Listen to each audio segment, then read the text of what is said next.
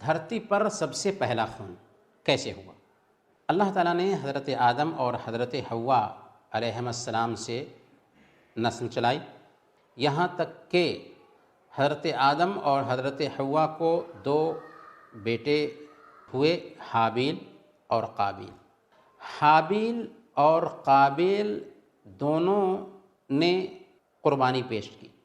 اللہ نے حابیل کی قربانی قبول کر لی اور قابیل کی قربانی قبول نہیں کی، تو اس وجہ سے قابیل نے حابیل سے حسد کرنا شروع کر دیا۔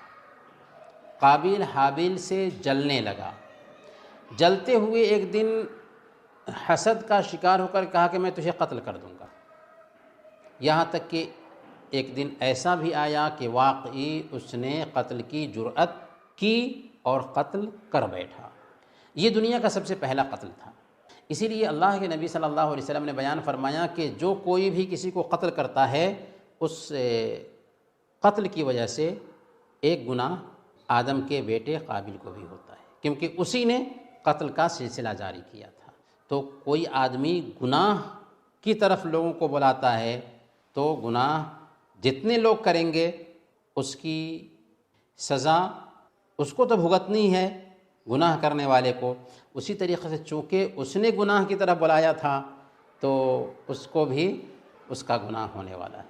اس کے اپوزٹ اگر کوئی آدمی کسی نیکی کی طرف بلاتا ہے تو جتنے لوگ نیکی کا کام کریں گے ان کو تو ثواب ملے گا، اس کے ساتھ ساتھ اس نیکی کی طرف بلانے والے کو بھی ثواب ملے گا۔ تو ہمیں کون سا کام کرنا چاہیے؟ اچھائی کا کام کرنا چاہیے، برائی کے کام سے بچنا چاہیے، کیونکہ برائی کا کوئی کام کرتے ہیں جب تک کہ وہ کام ہوتا رہے گا، جو لوگ بھی اسے کریں گے تو چونکہ ہمارے ذریعہ وہ برائی پھیل رہی ہے تو ہمیں بھی اس کا گناہ ہوگا۔ یہ دنیا کا پہلا قتل تھا، اور لاش کے بارے میں قابیل کو سمجھ میں نہیں آ رہا تھا کہ وہ کیا کرے، تو اللہ تعالیٰ نے ایک کوے کو بھیجا جس نے زمین میں گڈھا کھودنا شروع کیا، اور اس سے اس کو ہوش آیا کہ مجھے بھی ایسا ہی کرنا چاہیے کہ اپنے بھائی کو گڈھا کھود کر کے اس میں دفن کرنا چاہیے۔ تو ایک کوے سے اس نے سیکھا کہ انسان کو کیسے دفن کیا جاتا ہے۔